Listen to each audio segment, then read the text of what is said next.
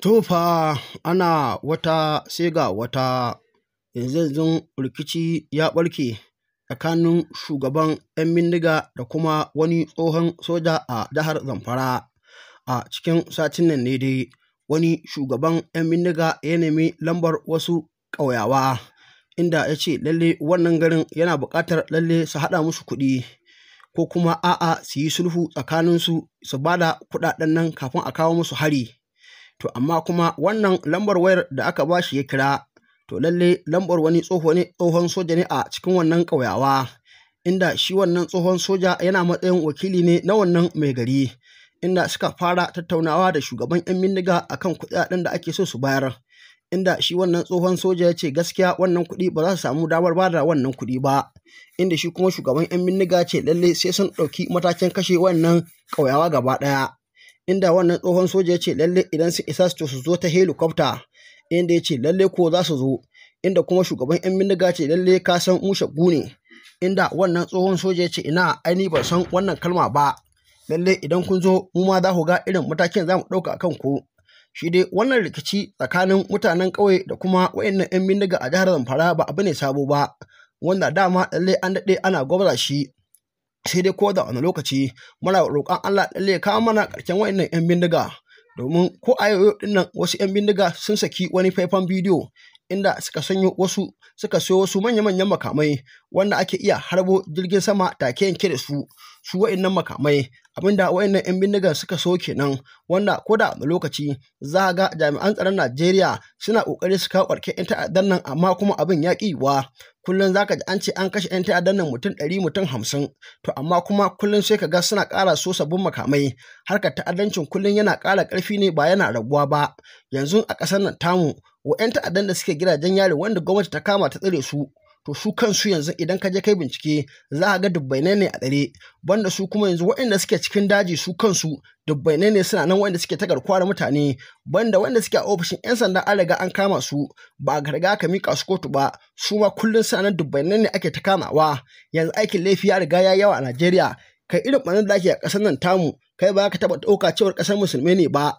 Abin da zai baka mamaki shine duk irin wannan masu aikata mugun laifukan nan da kake gani gaba ɗayan su kowane in ka kama shi sai ka ji yana ƙyarar musulmi ne shi, amma kuma idan ka tambaye shi wace aya ce ta nuna mishi dinga wannan aikin barna ko hadisi za ko ɗaya babu bai da shi, kuma tsagwarar son zuciya ne yake yi, kuma wai gurin da yake shi ma idan ya mutu ba ya shiga daga cikin wanda za su tafi aljanna. Kaga wannan maganar banza ne, domin kullum kana kama mutane kana kashewa ba tare da sun maka laifin komai ba, kuma kullum kira ake gare ku wannan abu da kuke ku daina abu ne mara kyau amma kun kasa ku daina.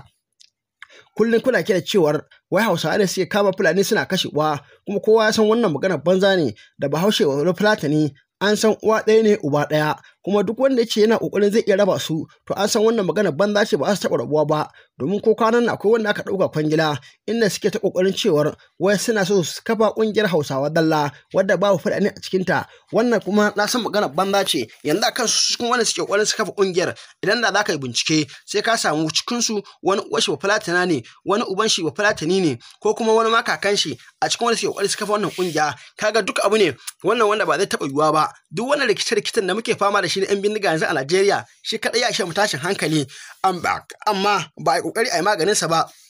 Amma mutanenmu kullum ƙoƙarin da suke su ƙirƙiro wani ƙara samu cikin wata matsala. To lalle ya kamata a ce mutane sun faɗaka sun gane duk abin da muke ganin cewar ba abu ne mai kyau ba, to lalle ya kamata a ce mu haƙura da shi mun bar shi. A shekarun baya dai kowa ya san Fulani an san su da harkar noma, an san su da harkar kiwo, an san su da harkar kasuwanci, kuma duk abin da zai taɓa mutuncin wani an san Fulani da ba sa yin sa. To amma yanzu abu ya riga ya canza, wai Fulatani shi da za a gan shi da bindiga yana kama 'yan uwan shi Hausawa ya kashe, Fulani ya kashe, duk wani kabila da ya samu zai kama a kashe, wai dukkan dai shi zai samu kuɗi. Alhalin na kama wanda kake sana'a yau da gobe ka samu sun kare, shin ina ga kuma na mutane wanda zaka je ka kashe su ka karba? Kaga ba magana albarka ake yi ba yanzu. Wannan Fulanin da dama wanda suke harkar garkuwa da mutanen nan a banza lokaci za an kama su an harbe su, ko kuma wani lokaci idan gansu gurin jami'an tsaro ana dukan su ana tuma su, kai ba za ka taɓa cewar su ne suke kama mutane ba, suke kai su cikin daji suke azabtar da su. Domin yin menene, duk wanda ya ji hannun ɗan bindiga ya dawo to lallai har abada ba zai ƙara fatan ya ƙara zuwa wajen su ya dawo ba, domin irin wahalar da ake sha a gurin nan kaga dai babu wanka babu wanki, bacin safe bacin yamma sannan wani ma kwanan da ya fito idan labarin da yake barwa yan bindigar na haka suke kona roba suna diga masa a hannunsa a haka har ya tsatsaye ta gundule gaba ɗaya yanzu hannunsa ya kone hannun nan ya riga ya lalace shi kanshi da ce ya san za a mishi irin wannan azabtarwan to lallai da ko da wasa a lokacin yan bindigar nan suka kama shi lallai zai iya musu gardama su harbe shi domin ya huta kuma ko da wani lokaci akwai da dama manyan malaman addini sukan fito cewa yan bindigar nan idan tsautsayi ya sa sun kama ka to kakka kuskura ka fi su daji ka yi musu gardama in kwananka ya kare kawai su harbe ka anan in kuma kwananka bai kare ba ka fita da gudu in Allah ya baka sa'a zaka tsere to amma mutanen mu yau sai ka ga wai dan yaro karami dan shekara 10 dan ya dauke da bindiga sai ya kato dan shekara 40 ya bi shi yana mashi ladabi da biyayya yaron nan ya dauka bulala yana dukan sa ba wani abu ne fa yaron nan bi shi fa a'a kawai bindiga ce fishi da ita wanda inda ba dan bindigan nan ba ki yaron nan ko ce aka gito inda wannan babban mutum din yake to lalle hawa zai gito ba kuma kwanan nan kuna ganin yanda suka sace wani limami tun kafin tun cikin azumi suka rike shi suka ce lalle sai an ba su miliyan 20 aka dauki miliyan 11 aka ba wa'annan mutane sola miliyan 9 to akan wannan cikon miliyan 9 da ba samu ba haka yan bindigan nan ana je ana gani suka kama limamin nan suka bindige kuma babu wani mataki da gwamnati ta dauka haka nan shikenan fa sun kashe banda abin da ke faruwa kenan a kasar nan tamu amma abin da zai baka mamaki shine su mutanen gari idan suka samu su kama yan bindigan nan har suka dauki mataki wani lokaci kuma sai ga yan sanda suna kokarin su dauki mataki akan su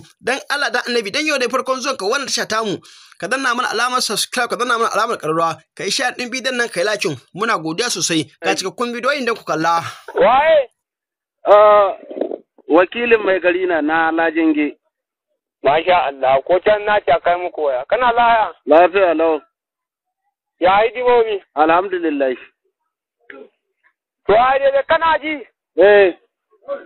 ka san kiran da nike ba ku mu waya da ku a'a mun baka san wanda ka kawaya da shi ba. To alhamdulillah kana ji? Ka san mun zo mai lalle ko? Mun zo tsamaye ko? Mun zo tsirjin ko? To sauran garin ku amma kana ji? Ka tai ka zanna da mai garin ku in kun yi shawara in kuna neman sulhu tsakanin mu da ku mu yi sulhu in kuma ba ku neman sulhu da mu lahiya lau ba matsala. Kamar wani irin sulhu? Mu gyara tsakanin mu da ku. Mu gyara tsakanin mu da ku. To a gyaran kamar wani iri? Ai da ka ji gyara ka sani ko? To gyara yana da yawa in ka duba hanyar da ake gyara a ce kamar misali mun bar gari kaza ba mu ba ku. A'a ka kana ji? In mun ka riga mun ka gyara da ku kana ji? Dan yaron mu ko dan jariri ne bai sake zuwa garin ku kuma in kamar wani ya zo garin ku sai ku kira mu ku faɗa muna mu hadda magani Allah hadda magani. Mu dai kana ji? An faɗa muna kwarin kuna hulɗa da hilla ne.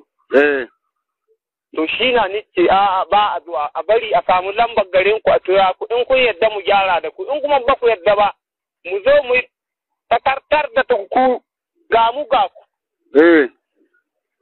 To shi na nice a kira ku, a kai muku lamba ku kira ni yi waya da ku, in kun yarda walas, in ma ba ku yarda ba walas.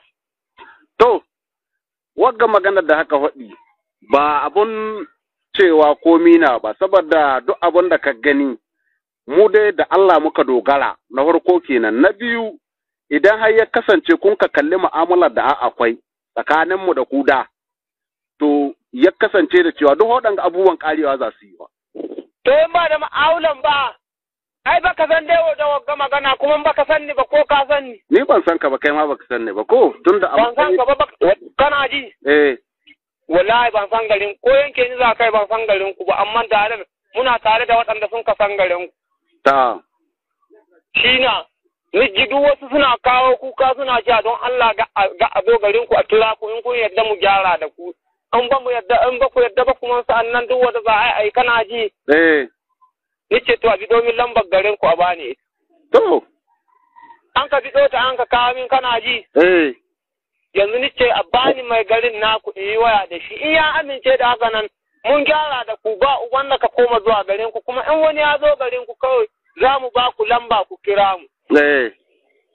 Ta ji bakin bayani na kenan banda wani korafi da ku in ba ba ka da wani korafi in ba an gaba. To ai mu ka ce gyara mu gyara muke da ku. Idan mu gyara muke da ku. An ɗauke muna mutane aƙalla sun kai kusan mutum nawa. Duk abubuwan da aka yi an riga an tatse mutane shi yasa ka san duk abin da aka kai mutum har sai an kai shi bango. Dole kana ji? Kana ji? Ka san Allah?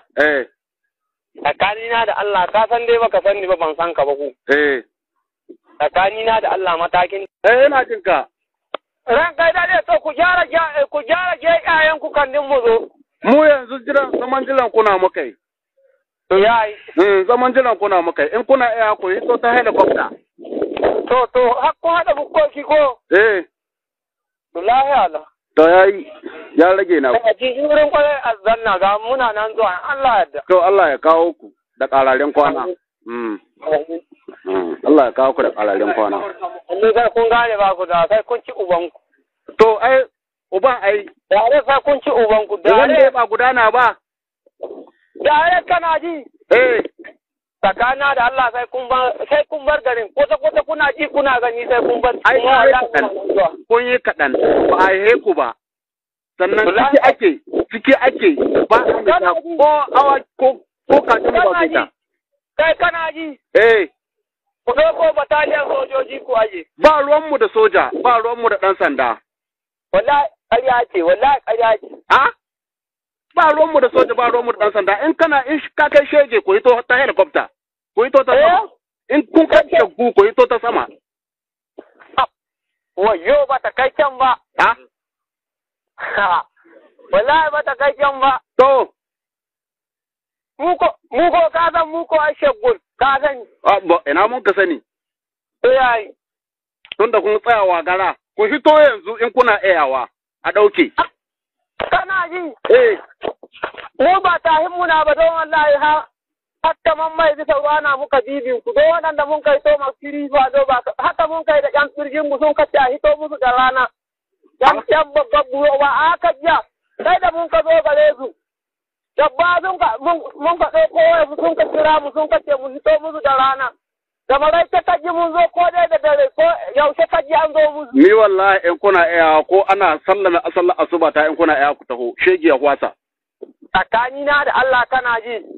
Ai ba wani tsakaninka da Allah illa tun da makin Allah kake kuma kaskantacce za ka karewa kaskantacce za ka karewa. In Allah ya ka kwana uku. Saurara ka ji wannan magana ta ka zo haka ni ka dibinta. Akwai kankantacce ga Makka. To. Babu. Saurara ka ji, ba dai an ce muna yaran muna zuwa wurin nan kuna yi musu guro uba to bari mu zo gare ku. To uban da ya wasa ya ci uwa te. Hatta ci taka. Ni da arziki nake ba irin ka ba wanda aka satar dabba guda 100 a baka naira